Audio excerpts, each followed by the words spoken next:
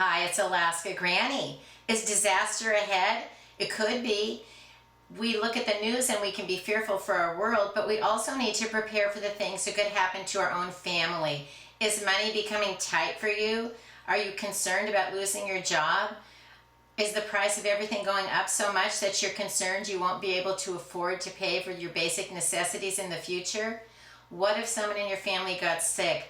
What if your car broke down and you had an unexpected medical bill? There are all kinds of reasons why we might want to be prepared. When we're prepared, we can be practical instead of panicking because we have already thought out scenarios that could challenge us, and we have tried to come up with a few solutions. My recommendation is to get as prepared as possible, as quickly as possible, simply because we don't know what the future holds.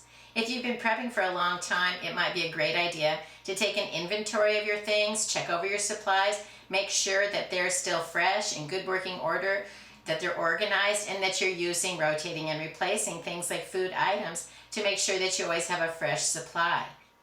If you're new to prepping and you're beginning, yes, you can still prepare on a budget. It doesn't have to cost a lot of money. You can pick up a few things at a time, but you want to try to prepare as quickly as possible so that you are as prepared as possible. I have 5 tips for you on how you can be better prepared so that if a disaster comes, that you are ready to face it and make the best of every single day.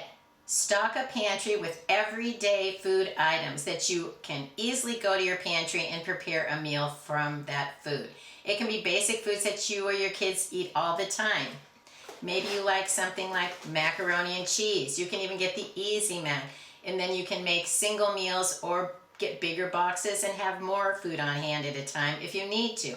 The Easy Mac is great because you don't have to add any milk or butter. I've made the regular Kraft macaroni and cheese without the milk and the butter many times, and it's still perfectly fine. So a bigger box is going to give you more food. And sometimes we want versatility because maybe we live alone or just one kid needs something to eat. You also need to be concerned with, do you want leftovers and do you have a way to store them safely? Stock up on some canned goods. They're easy to prepare. They come in all different kinds of entrees such as chili, beef stew, vegetables, fruits, and all kinds of food can come in a can. Don't forget about things like canned beans and tomatoes, which are very versatile then, that you can turn them into all different kinds of meals. So when you're looking over the cans of food, choose some that are ready to open and eat and you have a meal ready. Then add some cans that you could stir together to make into things like soups, stews, and casseroles for bigger, better meals. One way I think about it is each can of food could be one meal for one person. So if you want to have 5 people, maybe you want 5 cans to put together in a 5-can soup. I'll put a link to a video I made about how you can put together a few cans and have a nice hearty soup that can feed your whole family. Look over other kinds of packaged foods like rice mixes, pasta mixes, jambalayas, couscous. There's all different kinds of packaged meals. You just need to add a few ingredients, do a little bit of cooking, and you can have a nice hot meal in 10 to 15 minutes. They're also nice because you can stir in some of your other canned foods so that you can make a bigger, better, heartier meal.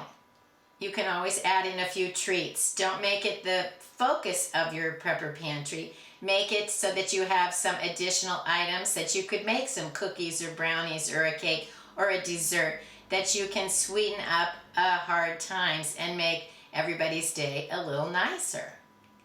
Prioritize your pantry so that you have versatile foods that you could use on an everyday basis. When you stock up on just basic ingredients, you can combine those to make all different kinds of meals. What if you have a package of spaghetti? There are tons of ways that you can make a spaghetti meal. You can put all kinds of different things over some noodles. You can also break them up, stir them into soups and casseroles.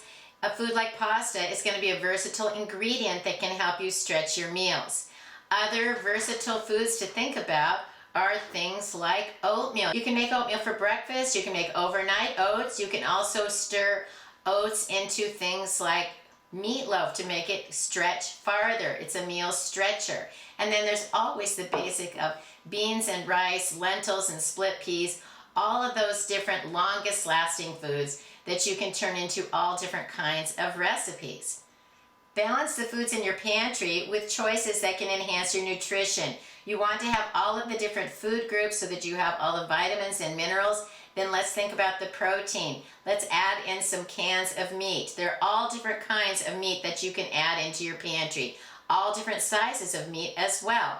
Think about the basics like chicken, tuna, turkey, beef. You can find pulled pork in a can even. And then there's always that delightful Spam that we love so much. I'll put a link to a video on ways to cook Spam in case you're interested. Maybe you have some and you don't even know what to do with it. That's what we want to make sure that we're strategizing. The foods that we know how to cook, we have plans to make meals with them. Don't just buy random foods. Think about what could I serve for breakfast, lunch, and dinner, and then what foods can be on my pantry that don't cost a lot of money, that give me the versatility to continue to feed my family. When you're stocking your foundational foods, think about the extras that make things like rice, beans, and cans of meat and vegetables into casseroles. So maybe you want to pick up some things like cans of soup or gravy or broth, cans of evaporated milk. You can also have the longest lasting milk, which would be non-fat dry powdered milk is the longest lasting. There are all kinds of options to think about how to be prepared if disaster is ahead. Loading up your pantry is a great way to get started. Every time you go to the store, pick up one extra can, one extra package, something, a pound of beans, a pound of rice. Add to that stockpile, add variety. If you pick up a different item every time, then you have variety, so you don't just have, say, 20 pounds of rice and nothing to go with it, and now you've run out of money, and how are you going to feed your family? But if you have a variety of simple foods, start with that so that you know how you could put a few together and make a meal for your family.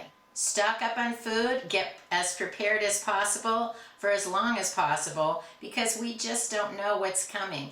The world seems to be spiraling into turmoil, and I know I am personally concerned about what the future could hold. And a way that I can prepare myself with is by having some food on hand. Prepping to me is lifestyle insurance. I can have the food I need, I can have extra water on hand, and I can collect all of the basic first aid and toiletries, the household supplies. I can have a little bit of extra of everything. I have my own stockpile, my own grocery store, so that I don't have to worry if I can't afford to drive to the store or the shelves are empty. Wouldn't you like to be prepared so that you can take care of those things as well?